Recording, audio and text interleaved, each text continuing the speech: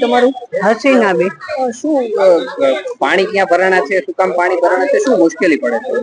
મુશ્કેલી પડે ને સાહેબ, ઘરની બહાર અમારે રહેવું પડે, આ બધું ઘર મૂકીને ભાગવું પડે, નુકસાની છે, પાછું સાફ કરવું પડે, જયારે પાણી ઉતરે ત્યારે અમારે સાફ કરવું પડે.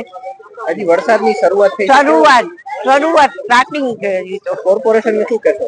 કોર્પોરેશન ને બસ એ રિક્વેસ્ટ છે કે અમને વોકડો સાફ કરી આવી દો. આ પાણી શું કામ ભરાણું છે? આ પુલ તોડ્યું ને પીપળો તોડ્યો ને એના માટે.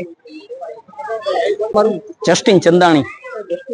શું કહેશો, કયા વિસ્તારમાં પાણી ભરાણા છે, કેવી મુશ્કેલીનો સામનો કર્યો છે, શું કહેશો? ગૌલીવાડ વિસ્તાર મોટી ટાંકી પાસે છે. અહીંયા 1 નંબર 2 નંબર અને મેઇન રોડ ઉપર પાણી પુષ્કળ ભરાઈ ગયા છે. આવું ક્યારેય થયું નથી. દર વખતે વરસાદ આવે છે પાણી ભરાય છે, પણ આ વખતે તો ઇમિડિયેટલી મિનિટોમાં ને સેકન્ડોમાં પાણી ભરાઈ ગયું.